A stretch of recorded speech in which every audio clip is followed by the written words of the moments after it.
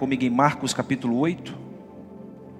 Nós vamos ler o versículo 22 ao 26. Marcos capítulo 8, versículo de número 22.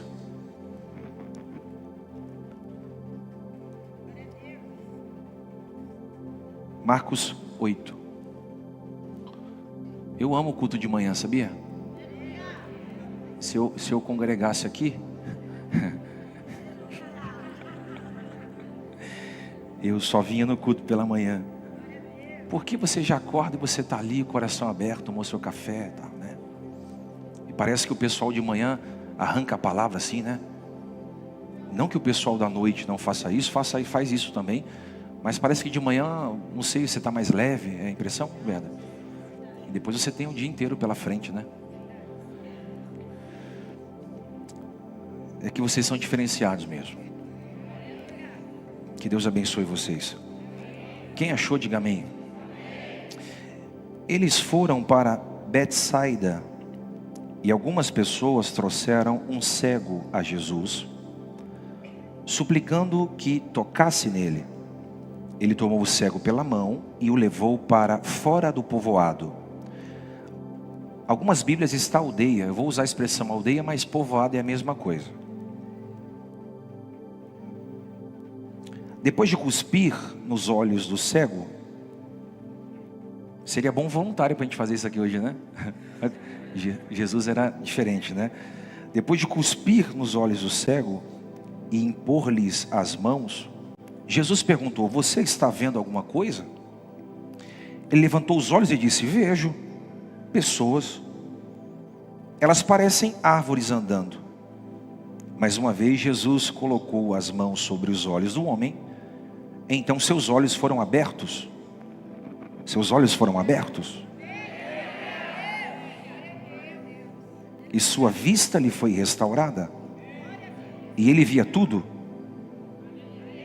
Aqui está a revelação. Seus olhos foram abertos, sua vista foi restaurada, e ele via tudo claramente. Aí Jesus dá um conselho, que é o conselho que eu vou dar para vocês hoje.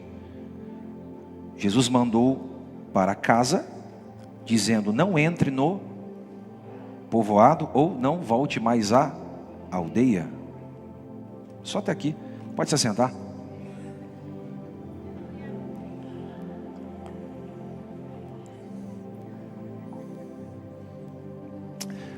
A Bíblia diz que Jesus chegou em uma cidade chamada Betsaida. Betsaida era uma cidade muito simples. Era uma pequena cidade que ficava às margens do Mar da Galileia, ou por que não dizer às margens do Mar de Tiberíades. Era uma cidade pequena. Era uma cidade? Eu estive lá nessa cidade. É uma cidade pequena. Bet, casa, Tsaida, pesca. Junta tudo. Casa da pesca. Betsaida, casa da pesca. Por que casa da pesca? Porque era uma cidade onde tudo girava em torno da pescaria. A economia da cidade girava em torno da pescaria. A pescaria geralmente era um trabalho artesanal. Requeria muito esforço do pescador. Era um trabalho braçal. E requeria também muita experiência dos pescadores, porque o Mar da Galileia era um mar muito traiçoeiro. Lembra que Jesus acalmou uma tempestade? Foi no Mar da Galileia. Eu estive na Galileia no período da tarde e os ventos são fortes, devido aos montes que estão em sua volta. Foi em Betsaida que morou 3 apóstolos: o Pedro, o Filipe e o André. 3 apóstolos moravam naquela pequena cidade. E esses 3 apóstolos eram pescadores. Eles foram chamados não mais a pescar agora peixes, mas a pescar vidas, seres humanos. Só que quando a gente pensa assim, A cidade que morou Pedro, Tiago e João, a gente pensa que toda a cidade era uma cidade cheia de fé, sim ou não? A gente pensa que pelo fato de Jesus ter acalmado a tempestade naquela cidade, ter multiplicado o pão e o peixe naquela cidade, toda a cidade acreditava em Jesus. Mas isso não é verdade. Embora Betsaida fosse a cidade dos pescadores, muitos moradores não permitiram ser pescados pelo Evangelho.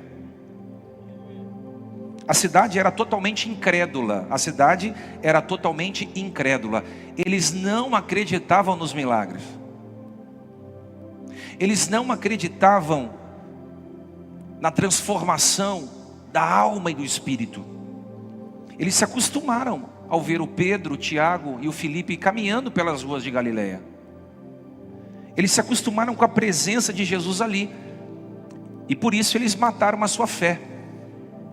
A familiaridade tem o poder de matar a nossa fé. Cuidado para você não se familiarizar demais com a igreja. Cuidado para esse ambiente não se tornar muito comum para você, muito natural para você.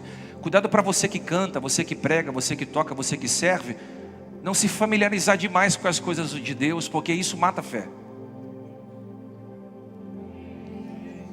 Eu estou te falando por experiência. Se você se familiariza demais com a espiritualidade, você vai morrendo, você vai perdendo a sua fé. Foi o que aconteceu com essa cidade. Eles foram perdendo a fé. E uma pessoa se torna incrédula quando ela sabe que Deus existe, mas ela não mais acredita que Deus pode mudar a sua vida. É como se a pessoa dissesse: eu creio que Deus cura, mas não a mim. Eu creio que Deus abre porta, mas a minha está fechada há muitos anos, não vai se abrir. Eu creio que Deus restaura famílias, mas a minha família não tem mais jeito. Todos nós temos um pouco de incredulidade dentro de nós. Sim ou não? Só faça silêncio agora. Muita gente crê, mas precisa ver. Se você crê, mas precisa ver, você não crê. Você não tem que ver para crer. Ou crer para ver. Você tem que crer, mesmo que não veja. Não, se eu ver, eu creio. Que diferença você tem de uma pessoa que não conhece a Deus? A gente não vê nada. Eu não estou vendo Deus aqui. Eu não estou vendo um anjo agora. Mas uma vez eu perguntei: Senhor, como é que eu faço para te ver? Eu queria te ver. Aí Deus falou para mim: toda vez que você quiser me ver, olhe para alguém e faça com que ela dê um sorriso. Você está me vendo, porque a sua imagem é a semelhança dessa pessoa. Você quer ver Deus? É só você olhar para o sorriso da sua filha. Quer ver Deus? Olhe o sorriso da sua mãe. Porque Deus é pai, mas cuida como mãe. Não tem ninguém melhor para cuidar da gente do que as nossas mães. E para nos proteger como nosso pai. Você não pode ser incrédulo, você tem que acreditar. É conhecer a Deus e viver como Deus de fato é. Porque hoje em dia muitos se tornaram cristãos ateus. Conhecem a Deus, mas vivem como se Ele não existisse. Se tornou incrédulo. Não há um projeto no seu coração. Responda para você mesmo: qual é o seu sonho? O que você acredita? Aonde você quer chegar daqui 5 anos? Qual é o projeto que você tem a apresentar para Deus ou para alguma pessoa? Sabe por que você não tem nenhum projeto? Sabe por que você não tem sonhado em mudar de casa, em fazer uma viagem? Sabe por que você não sonha mais com a cura do seu filho, a cura pessoal, ou um filho que Deus pode te dar, uma porta que pode se abrir? Porque você se tornou alguém que conhece a Deus, mas está vivendo como se Ele não existisse. Porque se você conhecesse a Deus, você tinha um projeto. Se você conhecesse a Deus de verdade, você dizia: Deus, eu tenho um sonho. Como Luther King dizia: eu tenho um sonho. Qual é o sonho? Tornar o negro tão acessível quanto o branco. Trazer igualdade social para que eles possam dividir o mesmo ambiente, para que o negro possa estudar junto com o branco e ambos possam ser tratados com a mesma responsabilidade, respeito e amor. Ele tinha um sonho e ele morreu pelo sonho dele. Qual é o seu sonho? Você não tem um sonho porque você não acredita que Deus pode fazer. Porque se você acreditasse, você tinha um projeto. E por muitas vezes não acreditarmos, nós ficamos paralisados. Não conseguimos olhar para frente, só estamos olhando para trás. E colocamos a culpa na política. E colocamos a culpa nas igrejas. E colocamos a culpa nos pastores. E colocamos a culpa em qualquer pessoa. Mas se esquecemos de que Deus, embora seja Pai de todos, e tem como um Filho único.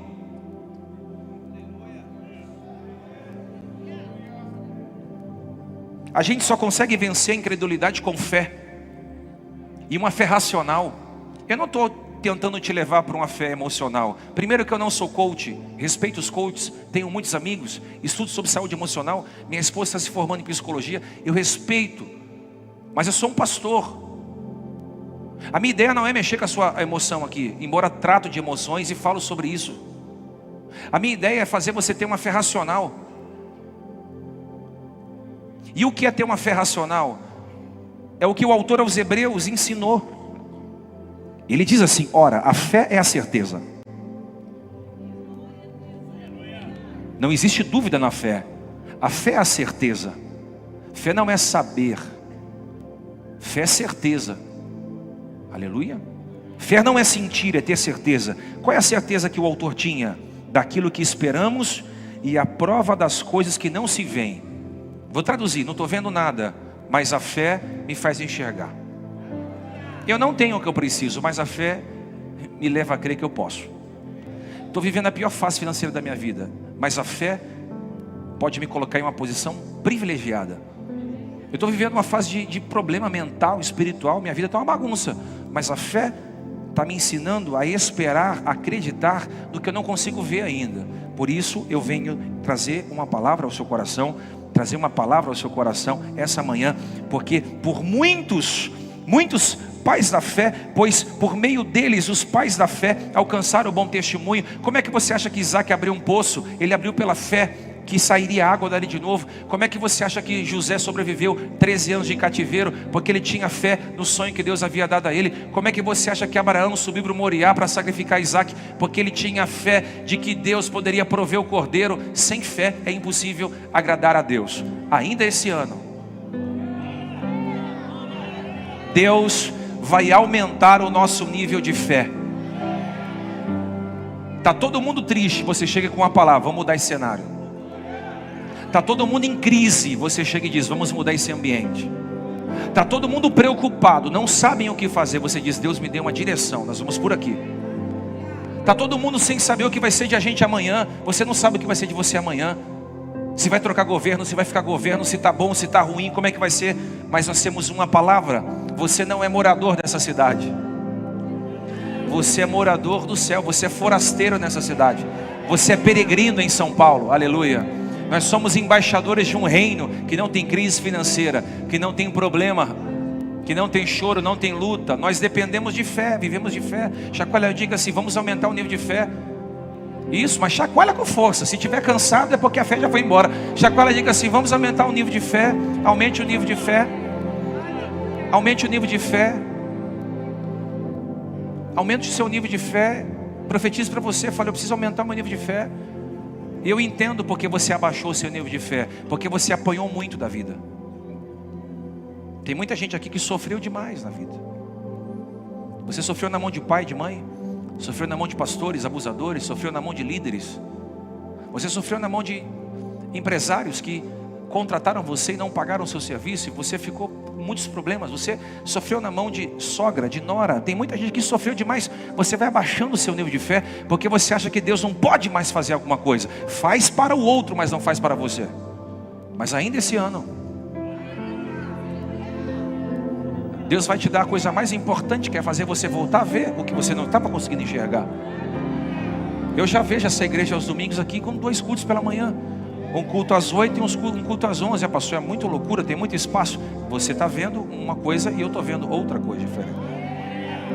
Eu já estou vendo esse espaço aqui sendo só para os jovens. A gente tendo que ir lá para Ayrton Senna, naquele galpão, porque Deus vai salvar a cidade. Não quer salvar só a sua casa, quer salvar a cidade. Eu já vejo essa comunidade se tornando um grande condomínio. Eu já vejo uma mudança que vai acontecer na nossa cidade. Eu já consigo ver a escola. Eu já vi a cor do uniforme. Eu já vi as quadras esportivas. As crianças e os adolescentes, os jovens na igreja sábado à tarde, desfrutando do que é a comunidade. Eu estou vendo isso. Eu passei muito próximo da Disneyland. E a história, você sabe muito bem que o construtor daquilo tudo morreu. E aí disseram, mas ele nem usufruiu do que ele construiu. Ele morreu sem ter acesso à promessa. Aí a esposa disse, não, você que está enganado. Ele viu antes de você. Eu não fui, tá bom, gente? Eu só passei perto. Mas a fé. Amém, não? Amém ou não amém? Eu paro aqui, eu continuo. Ok. Jesus ficou tão assim triste com aquela cidade que repreendeu aquela cidade. Mateus 11, versículo 20, Jesus diz assim, ai de você Corazim, ai de você Betsaida, porque se os milagres que foram realizados entre vocês, quais milagres, pastor Fábio, Jefté, Emerson, andar sobre as águas e acalmar a tempestade, isso não é milagre? Se os milagres que foram realizados aqui, qual milagre? 20 mil pessoas comer pão e peixe? Se tivessem sido realizados em Tiro e Sidom, há muito tempo eles teriam se arrependido, ou em terras estrangeiras. Se os milagres que aconteceram aqui tivessem acontecido em terras estrangeiras, eles teriam se convertido. E eles teriam se vestido de roupas de saco, jogado cinza sobre a sua cabeça. Mas vocês não acreditam. Só que Jesus chega na aldeia, diga bem forte, aldeia. Diga bem forte, povoado. Ele chegou no povoado de Betsaida e algumas pessoas trouxeram um cego até Jesus. A Bíblia diz que trouxeram um cego até Jesus. É muito importante isso. Suplicando que o tocasse.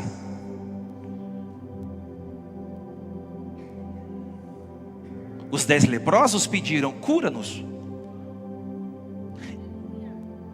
Esses amigos do cego não pediram que Jesus o curasse, mas que Jesus o tocasse. Por quê? Porque em Marcos 7, eles ouviram falar que Jesus tocava os enfermos. E eles eram curados. Então eles tiveram uma ideia. Vamos pedir para que Jesus toque nele. Aqui a gente pode falar sobre a imposição de mãos. Quando um pastor ora por você, impõe as mãos sobre a sua cabeça, tem base bíblica para isso.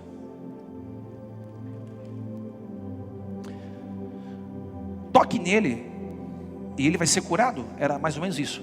Toque nele e ele vai voltar a enxergar. Toque nele, porque eles estavam associando o toque ao milagre. Ele era cego, ele era o quê? Na Palestina do século I ou do século I, a cegueira era algo muito normal. Era muito comum você ver cegos na Palestina. Lembra do cego Bartimeu que ficava à beira do caminho, mendigando? Não se sabe ao certo por que ele ficou cego. Dizem que ficou cego pelo um tracoma. Tracoma é aquela doença infecciosa que você vai perdendo a visão. Há uma bactéria que entra nos seus olhos, você perde a visão. Outros dizem que foi uma conjuntivite neonatal, é quando você pega uma bactéria logo no feto, logo no bebê pequeno, bebezinho, pega uma infecção nos olhos e perde a visão, ou dentro do útero da mãe, enfim. Outros dizem que foi deficiência de vitamina A. A cidade era muito suja, muita poeira, então as pessoas ficavam doentes. Por que o judeu tinha aqueles rituais de lavar as mãos? Por causa da sujeira da cidade.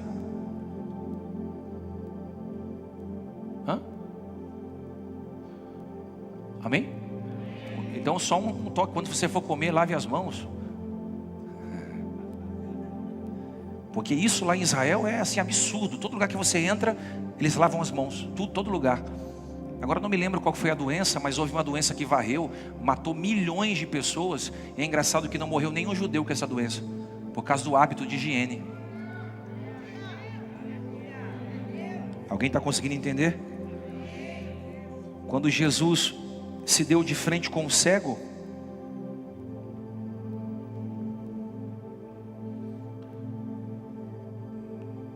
Jesus tinha duas opções: tocá-lo e curá-lo. Mas a Bíblia diz que Jesus pegou na mão do cego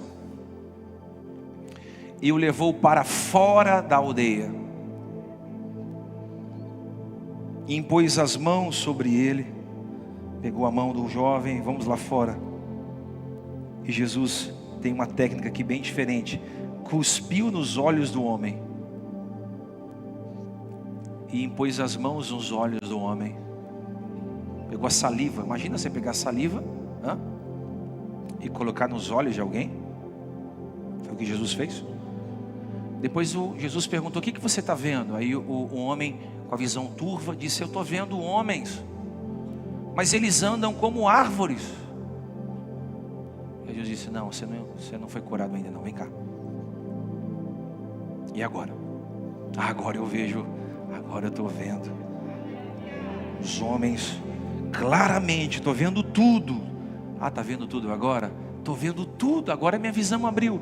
Aí Jesus diz: então vá para sua casa. E dá uma orientação no versículo 26. Não entre mais aqui no povoado. Não volte mais à aldeia. Vai embora. O homem pegou as malas, foi para a casa dele. O que a gente pode extrair desse texto aqui? Muitas coisas. Primeiro, Jesus tirou o cego da aldeia. Porque existem ambientes que nos tiram a visão.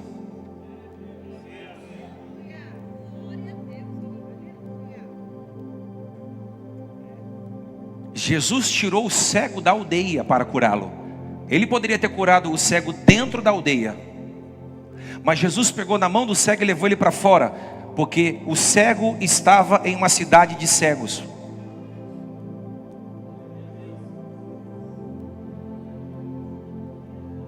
Não adianta Jesus fazer grandes milagres se a nossa visão não está aberta para ver aquilo. O cego estava em uma cidade de cegos. Jesus falou: eu vou curar você, mas eu preciso te tirar desse ambiente de cegueira. Eu vou fazer esse milagre, mas eu vou fazer lá fora. E existem ambientes, parece até jargão essa frase, e a intenção não é essa. É ser o mais simples possível o texto.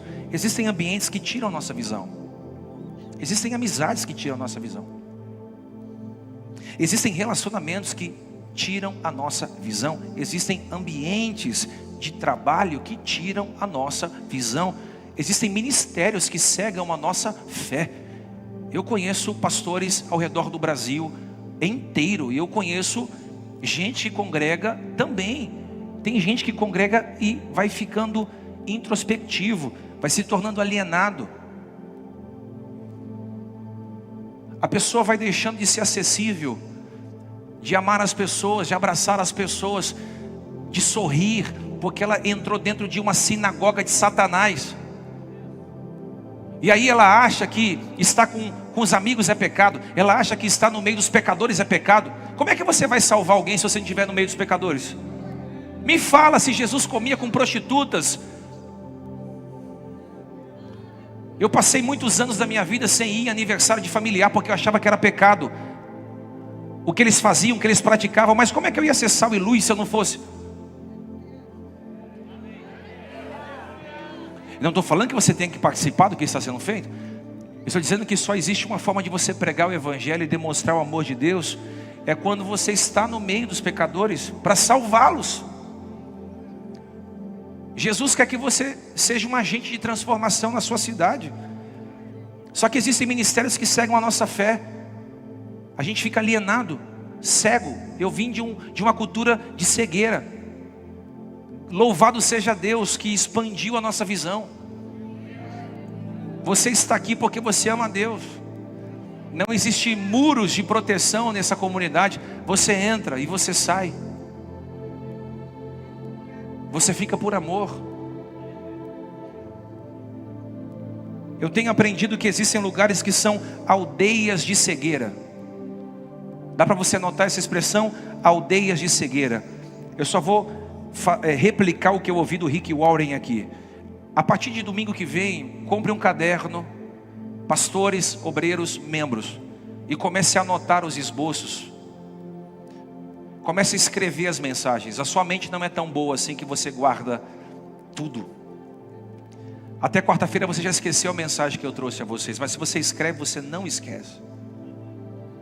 Não esquece. Se você anota, você não esquece. Crie um hábito de você trazer a sua Bíblia e um caderno para você anotar, porque isso faz muita diferença na nossa vida. Eu tenho anotado tudo que Deus me entrega, tudo, porque eu sei que um dia eu vou precisar. É melhor um lápis pequeno do que uma mente grande. Quem está entendendo? Então a partir de domingo que vem eu quero ver vocês com um caderno na mão, anotando cada profecia, cada palavra, cada direcionamento, para você poder estudar na semana e para você crescer. Diga amém por isso. Tem gente que está num ambiente de cegueira, que não enxerga mais o que é natural, o que é óbvio. Gente que parou de crescer, de acreditar. Pessoas que não têm mais visão do futuro, nem visão de família, nem a visão da igreja. 70 milhões de desviados que estão odiando a igreja, porque se feriram com alguém, se feriram com a religiosidade. Esses dias eu entrei no TikTok e vi uma mulher falando muito mal de uma igreja aqui em São Paulo, uma igreja muito conhecida, de amigos. E ela falava assim, de uma forma bizarra, sobre a igreja. A igreja tem dono, gente, a igreja é de Jesus. Eu não gostaria que alguém falasse mal da minha esposa. Como ele tem dono, a igreja tem dono, mas a visão ficou limitada. Então é mais fácil eu falar mal, é mais fácil eu criticar, é mais fácil eu desacreditar do que eu levar as pessoas a Cristo. Tem gente que não tem visão de futuro, não tem visão de prosperidade, a cabeça é desse tamanho assim, ó. Ah, eu nasci assim, vou morrer assim, meu pai era assim, meu avô era assim, eu vou ser assim também. Está amarrado em nome de Jesus. Ah, eu nasci nessa religião, vou morrer aqui.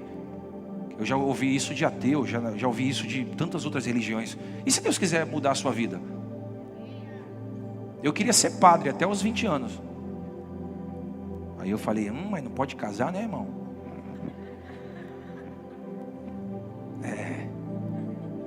Eu queria ter uma família, sim ou não? Eu falei, então eu vou deixar esse sonho de ser um ministro para lá. Aí Deus falou, mas quem disse que eu não posso te usar? E aí Ele me chamou para fazer a mesma coisa, porém me deu uma família. Amém? Mas se eu tivesse com a minha visão engessada de que eu não posso sair, eu tenho que ficar aqui, eu talvez não teria nem família e nem ter exercendo meu ministério. Alguém está entendendo? Tem gente que não tem visão. Tem gente que não tem uma vida com propósito, porque o ambiente que você está é um ambiente de cegueira. Gente lambendo ferido um do outro. Eu odeio chegar num lugar e alguém ficar lambendo ferido um do outro. Ah, eu saí da igreja, sabe por quê? Porque o pastor, agora ele se tornou famoso. Ah, eu saí de lá porque cresceu demais, é muita gente. Ah, eu saí de lá porque isso. Ah, eu saí da empresa porque o patrão era aquilo outro.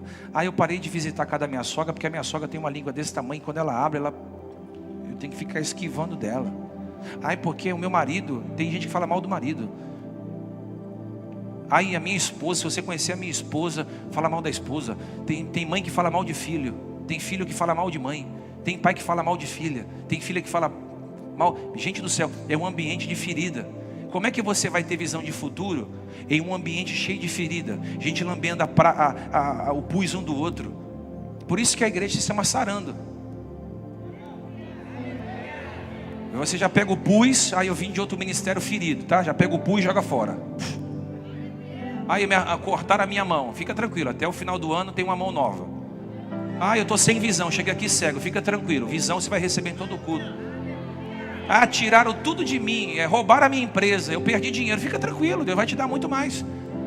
Porque você não pode ficar em ambientes que vão ficar lambendo a sua ferida o tempo todo, lambendo a sua ferida, lambendo a sua ferida, lambendo a sua ferida. Você tem que estar em ambientes que vão fazer você o quê? ver a palavra de Deus como a palavra de Deus é. Aleluia. Eu vou te ensinar algo, até a prosperidade não aceita barulho. Quanto mais silencioso for o lugar, mais riqueza existe no lugar. Porque uma mente em paz, ela tem tempo para sonhar, para escrever, para pensar. Provérbios 29:18. Não havendo visão, o povo se corrompe. Não havendo visão, o povo se... Não havendo visão, o povo se... Grife a palavra visão aí. Por isso que eu preciso que você tenha um caderno na mão. Ou uma caneta. Vou até fazer menção ao pastor Diego aqui, porque ele escreve todos os meus esboços, não somente os meus, mas quando o pastor Fábio prega, o pastor Hermoso prega, ele escreve os esboços. E por isso que Deus está te usando como tem te usado. Porque você humildemente escreve para aprender. E quem escreve para aprender vai poder ficar de pé para ensinar. Eu quero ser um pastor, mas não tem nada escrito, não. Vai pregar o quê? Vento? Vai pregar o quê? O que você acha que tem que pregar? Alguém está comigo aí ou não? Então vocês, se querem ser ministros, criem esse hábito. Porque a palavra diz assim, ó, não havendo visão, não havendo, mais uma, não havendo. A palavra visão aqui do hebraico é shazon, que significa direção profética. Não havendo direção profética, não havendo revelação, o povo se corrompe. Precisamos de uma revelação. Precisamos de uma direção profética. Precisamos sair do natural e começar a entrar no sobrenatural. Sair do comum e começar a entrar no metafísico. Lembra quando você se converteu? Você ia trabalhar falando em língua. Eu fiquei maluco quando eu me converti. Eu descia na estação Barra Funda e eu tinha que caminhar 2 quilômetros até o trabalho. Eu caminhava os 2 quilômetros pregando sozinho. Deus, em nome de Jesus, vai abençoando, eu com a mochila indo para o trabalho e profetizando no meio da rua. Tinha gente que falava, você está com algum problema? Está falando sozinho? Quantas vezes eu não estava dentro do banheiro pregando e entrava um amigo de trabalho, você está maluco? Não, eu estava tão cheio de Espírito Santo que eu precisava colocar aquilo para fora. Eu estava saindo do natural e começando a entrar no metafísico, no que a gente não consegue ver, no mundo espiritual. E às vezes você tem que ter essa dose a mais de fé, sair do natural e entrar no sobrenatural. Quem está entendendo, diga amém. É parar de andar em círculos, parar de esperar culto profético só nas quartas-feiras. Quarta-feira tem uma palavra diferente, domingo também tem, segunda também tem, terça também tem, quarta também tem, quinta também tem, sexta-feira também tem. Eu voltei dos Estados Unidos, irmão, empolgado com tudo que eu vi e tudo que eu ouvi naquela cidade. Visitei grandes igrejas, sentei com líderes que são reconhecidos mundialmente, ministros que ministram presidentes.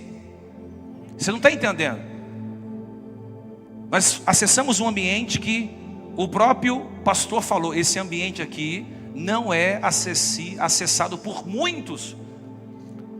Marcou muito uma fala minha, e a Luana está de prova disso, quando ele disse, nós oramos por vocês durante quase um ano, para vocês estarem aqui. O nome de vocês, a foto de vocês, a igreja de vocês, a família de vocês estava nas nossas constantes orações.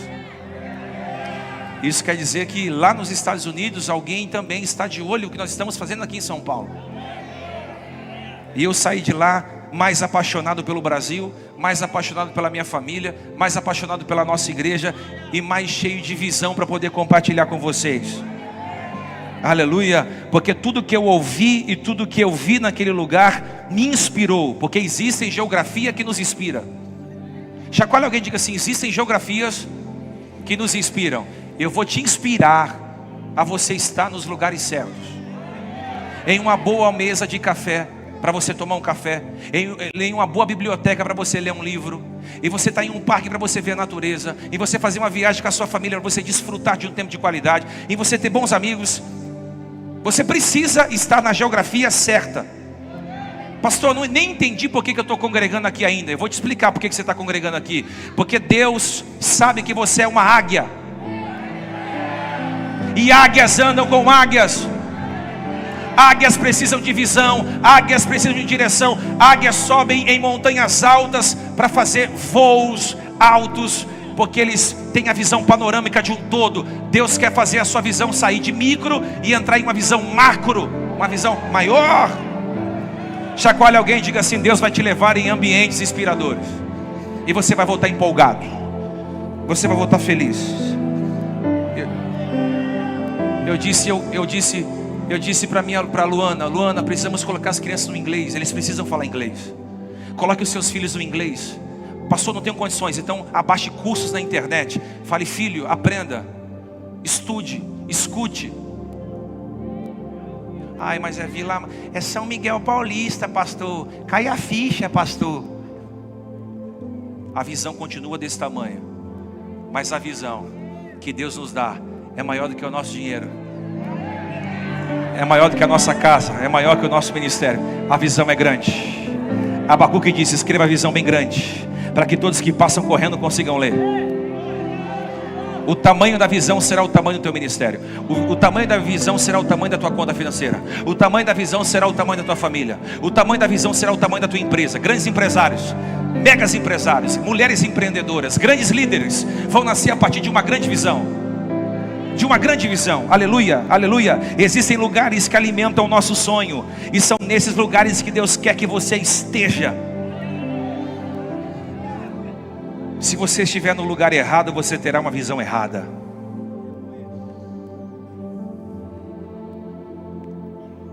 Não sei se eu posso falar isso aqui. Ainda esse ano, Deus vai te tirar de ambientes que estão matando a sua visão. Pergunta por quê?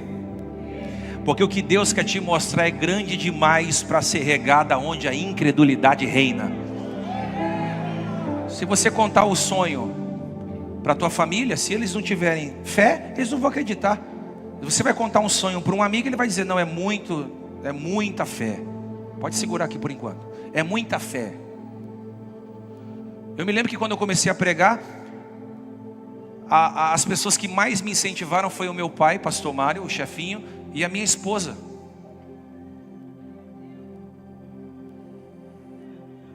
Aí eu usava o terno do meu tio Paulo para pregar, até comprar um terno. E ninguém acreditava no meu ministério. Eu entendo.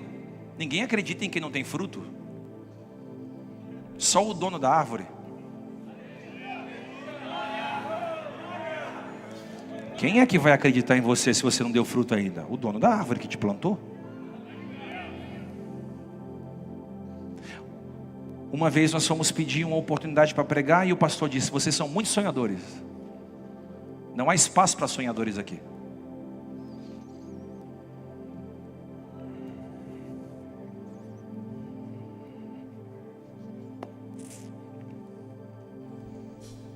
Uma mensagem boa para pregar. Não há espaço para sonhadores.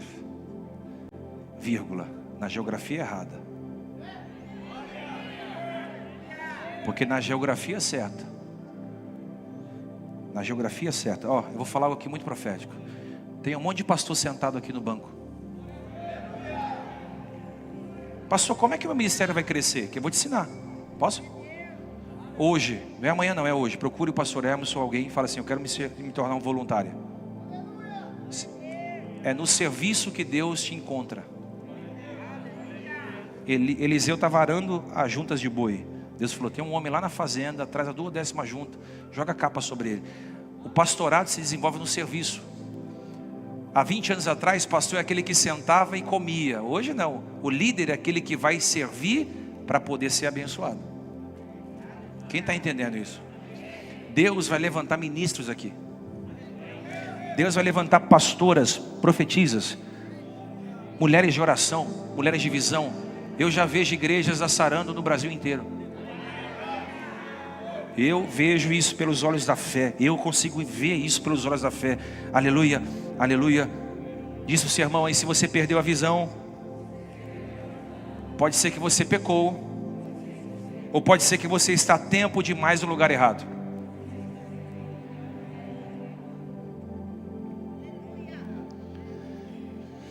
Lembra de Ló em Sodoma? Sua visão ficou corrompida pelo ambiente.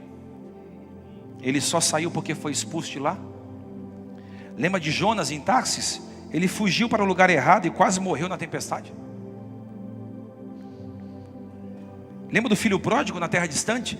Ele perdeu tudo, porque ele estava na geografia errada. Lembra de Sansão em Gaza? Perdeu a visão, porque estava fora da sua terra. Existem geografias que nos causam morte espiritual, porque não são geografias de propósito. Anote isso. Não adianta se sentir um peixe fora d'água se você não querer voltar ao mar. Aí me sinto um peixe fora d'água dentro dessa igreja, pastor. Volta para o mar. Aí eu me sinto um peixe fora d'água dentro dessa empresa. Monte a sua. Aí eu me sinto um peixe fora d'água nessa casa. Saia da casa, alugue outra casa.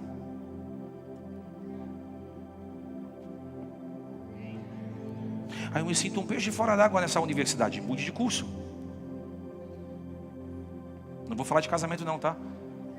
Eu tinha gente assim, vai pastor, vai pastor, vai pastor, vai, fala. Fica aí, nesse negócio você tem que ficar. Pra você aprender que é coisa boa. Você vê que o negócio é bom. Fica. Acho que eu vou parar aqui, eu acho.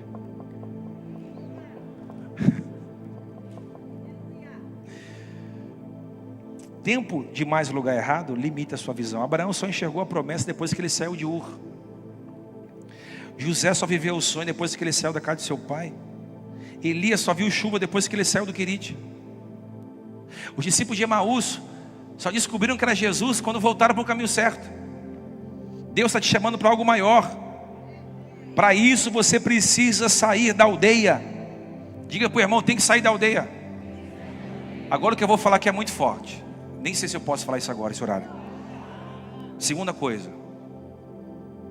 Tomou o cego pela mão, levou para fora, cuspiu nos olhos, impôs as mãos e perguntou, você está vendo o que? Ele disse, eu estou vendo homens como... Isso, yes. Eu estou vendo homens como... Segunda coisa que você tem que aprender. Aprenda a ver as coisas como elas são. E não como você gostaria que elas fossem.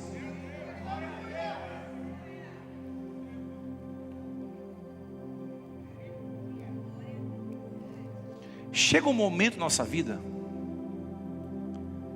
que a gente tem que ter maturidade para ver as coisas como elas são, não como eu gostaria que fosse.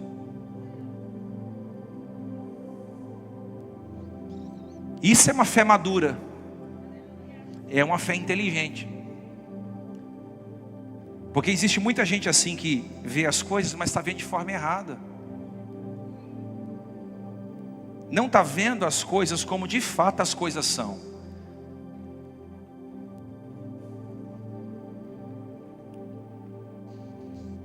Vive criando expectativa demais.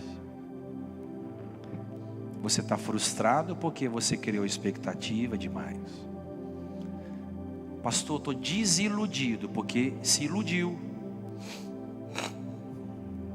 Alguém comigo? Você tem que começar a ver as coisas como elas são. Você tem que começar a analisar os sinais. As pessoas vão dando sinais. Os ambientes vão dando sinais. Tem coisas que eu converso com o pastor Diego há um ano atrás. Falo, pastor, vai acontecer isso, isso, isso. Por quê? Olha o sinal, esse sinal, esse sinal, esse sinal. Depois de um ano acontece. Eu chamo o aluno para conversar, amor, vai acontecer isso, isso, isso. Por quê? Eu estou analisando os sinais. Eu estou vendo como tem que ser visto. Não como eu quero ver. Quem está entendendo? Tem gente projetando as coisas em cima de pessoas, em cima de promessas, de pessoas que fizeram para você que não vão cumprir. E Deus quer que a gente saia do campo da imaginação. Você não é um personagem. O que você está vendo, Diego? Eu estou vendo. Ô meu filho, o que você está vendo? Que tem gente que é assim, né? O que você está vendo para o Brasil? Está em Nárnia. O que você espera da igreja? Igreja. Qual que é seu sonho? Sonho.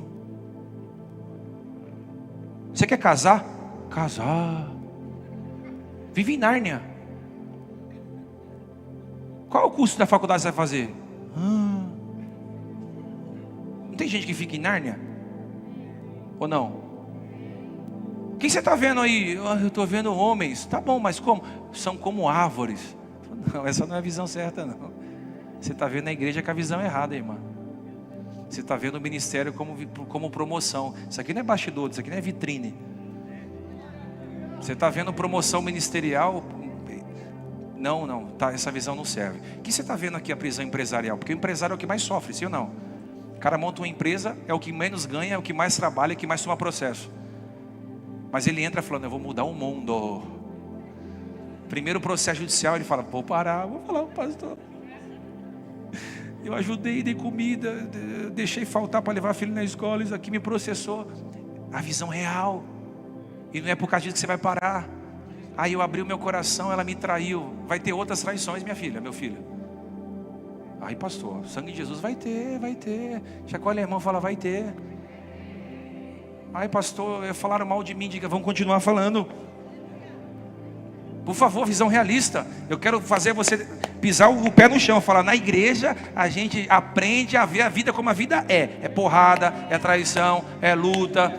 E vai continuar normal. Só você não pode andar em Nárnia. Eu não sabia que era assim, pastor. Eu estou vendo, mas eu não quero ver, pastor. Eu peguei um negócio ali, mas eu não quero acreditar. Não quer acreditar? É isso aí. Aí eu fiquei sabendo de um negócio aí, mas eu não estou querendo acreditar. Acredite. Geralmente é onde a fumaça. Vocês são inteligentes demais. Nem sempre, mas, né? Existem dores que só vai ser curada quando você aceitar que está doendo e parar de romantizar. Eu não romantizo o evangelho. Eu não romantizo as pessoas. Eu amo as pessoas, mas não romantizo. Você que está solteiro, não romantize a relação. Ai, estou nas nuvens. Já viu aquele casal de apaixonado? É segunda, tá junto. Terça, tá junto. Quarta, tá junto. Quinta, tá junto. Sexta, tá junto. Sábado, tá junto. Domingo, tá junto. Segunda, tá junto. Passa um mês. Segunda, terça, quarta, quinta, passa 6 meses. Quando dá 8 meses, 1 ano. Ai, pastor, não sei, sabe? Ela é muito grude comigo, sabe, pastor? Ele é muito grudento. Não... Você romantizou a relação. Relação boa é aquela que dá saudade. Vamos se ver amanhã. Não dá. Por quê? Porque eu tenho um compromisso. Que é o compromisso? Eu vou estudar. Eu quero te fazer uma mulher virtuosa. Eu quero que você, enquanto eu saio para trabalhar, você fique em casa cuidando das crianças. 2 pessoas só pegou? Vixe, eu vou falar para esse lado aqui. Eu vou trabalhar para nós. É errado uma mulher trabalhar? Claro que não. Tem mulher que ganha muito mais que marido. Mas se no namoro ele já está dando sinal. Fala, esse cara é guerreiro, hein? Esse rapazinho aí é bom para casar. Sim ou não? Se ele já está pensando no casamento, anjo noivado, rapaz, esse cara nota 10. Agora você chega meio-dia, amor, oi vida, acabei de acordar. Vou comer um pastel na feira, vida. Caldo de cana. Sucarose do caldo de cana já vai lá em cima. Diabetes já bate lá explodindo. Pá! Eu não é. Guerreiro, o homem tem que ser guerreiro, tem que ser esforçado.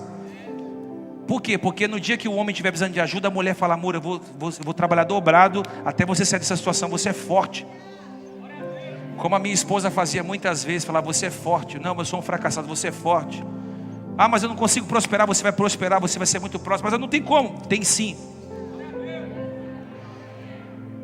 Coloca a mão no nome de alguém e fala assim, veja a vida como a vida é. Pare de ver as coisas como árvores. Só que para isso existe um processo, porque ele foi curado de 2 partes. Primeiro ele viu como árvores, depois ele viu no todo. A visão é um processo, nem tudo Deus vai te fazer de uma vez.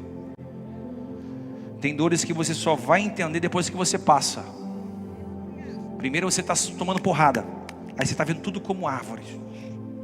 Depois que passa a dor, você vê. Porque se Deus te mostrar tudo de uma vez, você não aguenta. Você morre, você desiste.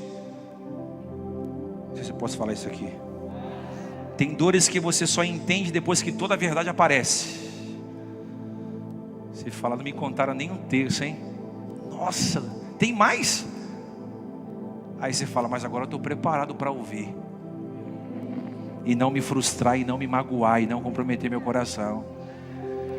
Tem fases que Deus não vai revelar tudo, porque se Ele te mostrar tudo agora, você não suportaria. A cura da visão é um processo. Primeiro Ele abre os olhos, depois Ele corrige o foco. Primeiro você vê o que quer, depois você aprende a ver o que é. Isso se chama maturidade espiritual. Eu não sei se eu posso falar isso aqui, pastor Fá.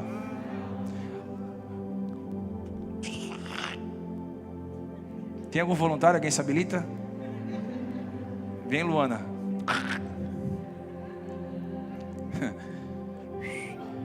Aí ele fala assim, o que você vê? Aí ele fala assim, eu vejo homens como? Eu vejo homens como? Só que árvore não chora. Árvore não sente dor. Árvore não sente cólica. Não tem TPM. Tem as TPM que é braba, né? Satanás entra aqui e fica... A mulher fica virada no giraia. Sim ou não? Só a sua? Ou a minha também? A minha também. A sua também? Ok.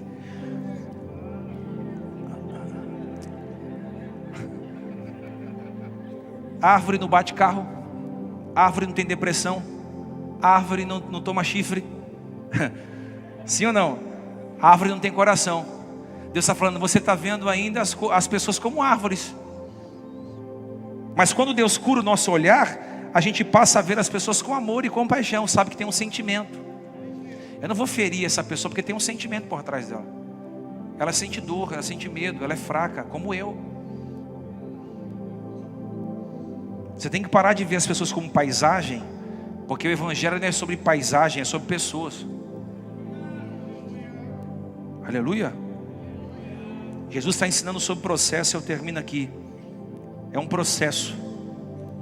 Você vai voltar a ver como um processo. Por que Deus te trouxe aqui? Para ampliar a sua visão. Pastor, não estou conseguindo ver muita coisa ainda. Pastor, não tem um futuro ainda. Não tenho uma visão do amanhã. Não tenho nenhum projeto grande na minha mão ainda. É um processo. Você vai entender porque você foi traída. Aqui você vai entender. Você vai entender porque você não prosperou ainda. Você vai entender porque você tem que sair da casa da sua mãe e do seu pai e ter a sua casa. Você tem que entender porque você tem que entrar no financiamento e comprar a sua casa. Você vai entender muita coisa porque você tem que voltar a ler, estudar. Você vai entender. Talvez não entenda agora, mas vai entender amanhã, porque Deus vai clarear isso na sua vida. Aleluia. E por último, bate no ombro do irmão e diga assim, não volte para a aldeia. Chacoalha que diga, não volte para a aldeia. Marcos capítulo 8, versículo 26, painel. Marcos 8, 26, põe aí. Marcos 8, 26. Marcos 8, consegue colocar aí? Marcos capítulo 8, versículo 23. Joga aí. Joga aí, por favor. Você vai voltar a ver. Jesus mandou para, porque se eu não estiver vendo os meus filhos, a minha esposa, a esposa e o marido, não tem sentido eu ver o mundo. Aí eu vou ganhar o mundo. Ganha seu filho para Jesus. Aí eu vou para a África evangelizar. Evangeliza a sua sogra. Aí eu quero ir missões. Evangeliza sua filha. Aí eu quero ser um missionário lá no Haiti. Vai para o evangelismo aqui na praça. Volta para a sua, dizendo, não entre no povoado. Ou seja, não volte mais para a aldeia. Posso falar ou não? Você não vai mais voltar para o lugar que Deus mandou você sair. Vou falar de novo. Você não vai voltar mais para o lugar que Deus mandou você sair. O mesmo lugar que te cegou uma vez pode te cegar duas. Não adianta você receber visão nova e permanecer na aldeia de cegos. Aleluia. Aleluia. A mulher de Ló saiu de Sodoma, depois quer voltar para lá de novo, morreu como uma estátua de sal. O povo no deserto saiu do cativeiro e quer voltar a comer pepino e cebola. O Pedro, que andou com Jesus, quando errou, voltou para a pescaria. Deus não quer que você volte para as velhas práticas, para as velhas amizades, para os velhos vícios, para os velhos hábitos, para as geografias que escravizaram a sua fé espiritual. Aí eu acho que eu vou voltar para o meu ministério. Se você saiu de lá é porque Deus te plantou aqui, rapaz. Aí eu vou voltar para aquela casinha. Se Deus tirou você de lá é porque Ele não tem mais aquela casinha para você morar. Ele tem uma história nova para você. Se Deus te arrancou daquele bairro e te plantou em outro, é porque Deus tem coisa grande com você. Se Deus tirou você daquela empresa, não é para você voltar para lá, é porque Ele quer te dar a sua, ou quer colocar você em uma empresa maior. Se Deus te arrancou daquele namorinho furado, é porque Deus quer te dar um homem de Deus, uma mulher de oração. Levante as mãos para o céu, pegar essa palavra. Não volte para algumas aldeias. É tempo de fechar as portas das aldeias erradas. Vou fazer declarações proféticas aqui. Se você tiver fé, vai se colocando em pé, porque eu vou profetizar agora. Ainda esse ano, Deus vai restaurar a sua visão. Ainda esse ano você vai voltar a ver o propósito que parecia perdido. Ainda esse ano você vai voltar a enxergar a beleza da vida. Vai voltar a sonhar com o que Deus te prometeu. Hoje o que está embaraçado, Deus vai tornar nítido. Aquilo que te fazia sofrer, não vai mais te fazer. Você vai voltar a ver as pessoas com pureza. Esse trauma não vai distorcer a sua fé. Deus vai alinhar o teu olhar com o olhar dele. Você vai enxergar as pessoas como Deus as vê, não como a mágoa te ensinou. Oh, aleluia. Tudo que o ambiente da incredulidade apagou, Deus vai reacender dentro de você. Os teus olhos espirituais estão sendo tocados novamente. Você vai ver o que não via, entender o que não entendia, discernir o que antes não entendia. A visão que o tempo roubou, Deus está devolvendo com clareza. Você vai voltar a ver as coisas na direção certa, no destino certo e no sentido certo. Você vai voltar a ver a graça no meio da dor. Vai voltar a ver futuro no meio da esperança. Você vai voltar a ver oportunidades onde só havia muros e paredes. Vai voltar a ver a abundância onde só havia escassez. Deus está te tirando da aldeia da cegueira para te mostrar um novo horizonte. Ainda esse ano, os teus olhos serão lavados pela presença. Deus vai te dar visão de águia, discernimento de espírito e sensibilidade de profeta. Deus vai voltar a ver o que é real. Você vai voltar a ver o que muitos não estavam vendo. Você vai ver coisas verdadeiras, não ilusórias. Deus vai curar a visão. Deus vai curar o teu emocional. Deus vai curar o teu espiritual. Deus vai curar o teu financeiro. O que estava turvo vai se tornar claro, e você vai entender o porquê desse processo. Aleluia. Deus vai fazer te enxergar completamente. Ainda esse ano, Deus vai te devolver o brilho nos olhos e o sentido no caminho. Você vai voltar a ver a fé como algo palpável, algo verdadeiro. Você vai voltar a ver os céus abertos. Isso aqui você tem que profetizar para alguém. Você vai voltar a ver os céus abertos. Todo céu de bronze se abra na tua vida. Pastor, o céu está fechado diante da minha casa. Pastor, o céu se fechou diante da minha empresa. Pastor, o céu se fechou diante do meu ministério. Pastor, o céu está fechado diante das minhas finanças. Você vai ver o céu se abrir novamente. Eis que eu abro as comportas dos céus. Eis que eu abro as comportas dos céus e eu faço chover chuva sobre o sedento. Chuva seródia, chuva temporã. Eu faço cair chuva sobre os sedentos. Você vai voltar a ver a fé com pureza e propósito. Vai voltar a ver os céus abertos sobre você. Eu profetizo que ainda esse ano Deus vai expandir a nossa visão. Deus vai expandir a nossa visão. Quem pode acreditar nisso, diga amém. Profetiza para alguém. Deus vai te dar visão de águia. Vai, Deus vai te dar visão de águia. Vamos, voluntários, pastores, profetizam. Deus vai te dar visão de águias. Eu profetizo pastores de visão, líderes de visão, empresários de visão, empreendedores de visão, mães de visão, médicos de visão, doutores de visão, mulheres empoderadas de visão. Deus vai abrir a Quem pode pegar, quem pode, vamos! Eu profetizo, sairemos da terra, entraremos nos céus. Eu profetizo que Deus vai nos tirar das rodas de incredulidade, das mesas de incredulidade, das aldeias de incredulidade.